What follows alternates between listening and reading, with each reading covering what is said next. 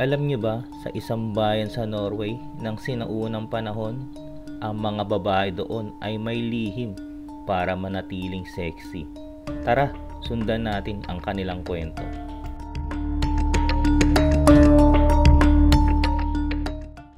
Sa isang lumang bahay ay nakatira ang magkapatid na si Rosa at si Lina kasama ang kanilang ina. Si Rosa ay palagi ang tumitingin sa salamin. Gusto niya siya ang pinakamaganda sa lugar na yon para sa kanyang pinapangarap na prinsipe. Ngunit iniisip niya na hindi magiging madali para sa kanya ang gagawin niyang ito. Gamit ang sinaunang pamamaraan ay una niyang pinaalis ang bakal sa kanyang ipin. Naging matagumpay ito at isang malangiting prinsesa ang kanyang nabungaran sa salamin. Ngunit ang kasunod ay isang malakas na sigaw para pantayin ang kanyang ilong.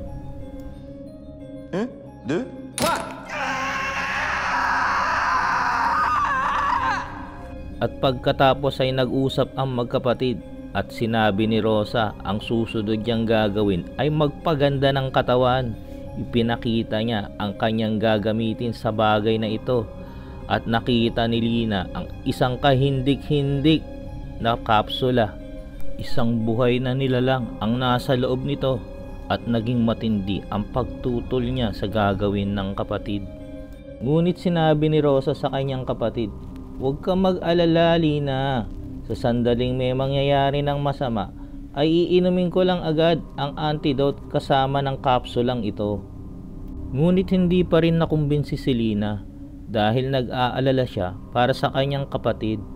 Ngunit ang bagay na ito ay hindi na niya mapipigilan dahil desidido na si Rosa para ituloy ang susunod na hakbang para siya gumanda. At iniwan ni Lina si Rosa sa lugar na yon at nangakong isusumbong kita kay mama kapag itinuloy mo ang bagay na iyan. At si Rosa nga nang maiwan ng mag-isa ay naiisip na niya ang mga magagandang pangyayari. Pagkatapos niyang mainom ang kapsulang ito, magsisimula na ang magandang bahagi ng kanyang buhay.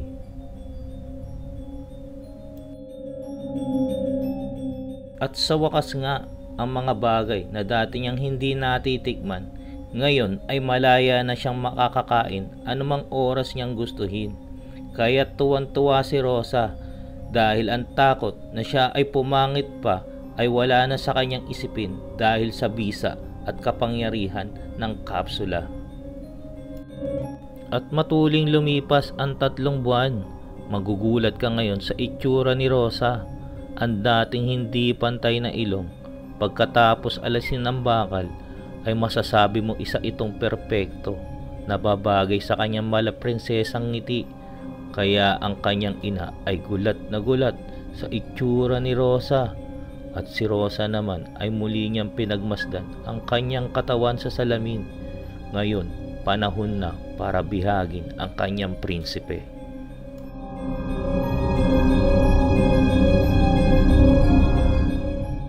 Kasabay ng pagganda ng kanyang katawan ay ang pagkalugas ng kanyang buhok.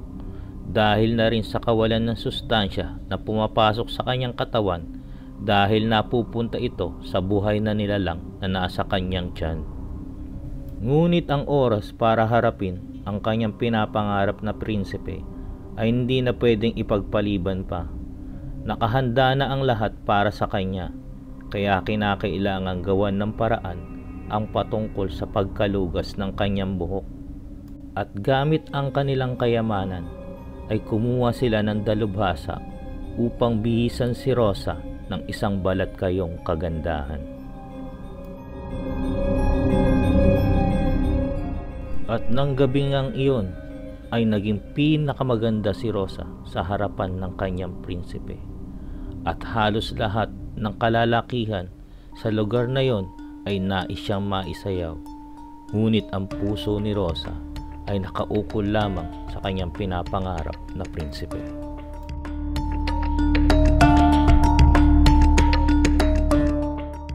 Dagling naputol ang kaligayahan ni Rosa nang mabihag ang mata ng prinsipe ng isang misteryosang dalaga na dumating sa pagtitipong iyon.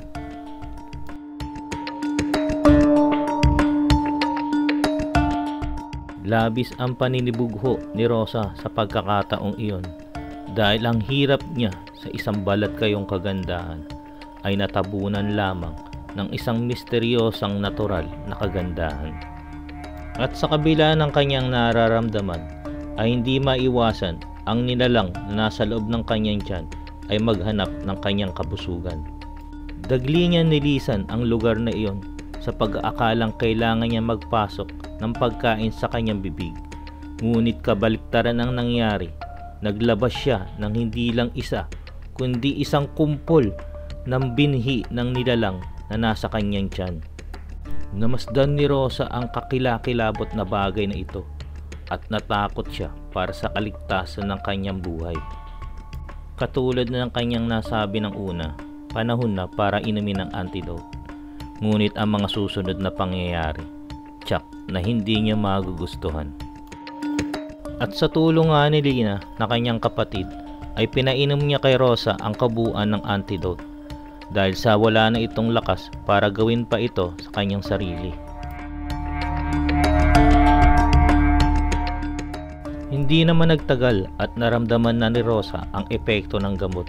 Hindi maipaliwanag na pakiramdam ang kanyang nararamdaman habang unti-unting lumalabas ang nilalang sa kanyang bibig. Walang takot itong si Lina nang simulan niyang hilahin ang gumagalaw na bagay na nasa bibig ni Rosa. At ang inaakala niyang maiksi ay hindi pala, tila isang lubid ito na walang katapusan na nasa tiyan ng kanyang kapatid. Tumitirik ang mata ni Rosa habang unti-unting hinihila ni Lina ang lumalabas sa bibig niya. Ngunit ang inaakala nilang dulo ay pasimula lamang pala na mas lalo pang kahindik-hindik na bagay na lalabas sa bibig ni Rosa.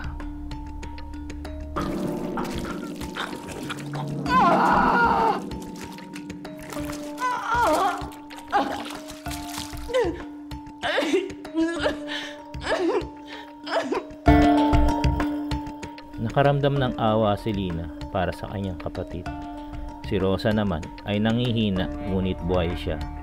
Malaki ang naging kabayaran ng kanyang ginawa sa kanyang sarili sa bagay na ito.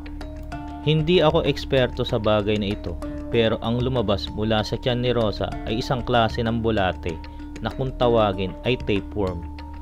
Ang tapeworm ay nakaklasify sa termino ng siyensya bilang parasitiko, at ang mga parasitiko ay mga maliliit na nilalang na pumapasok sa katawan ng tao upang kumuha doon ng makakain. Katotohanan nga na kapag may bulati ka sa tiyan ay hindi ka tataba, lalo na't kung marami na sila, dahil ang malaking porsyento ng iyong kinakain ay napupunta lang sa bibig ng mga parasitikong ito. Ang katangian ng mga parasitikong ito ay mga wala silang mata, kundi laging nakabuka ang kanilang bibig na handang tumanggap sa mga pagkain papasok sa loob ng iyong tiyan. Kaya't kahit laso na para sa kanila ang iyong iinumin ay tatanggapin nila.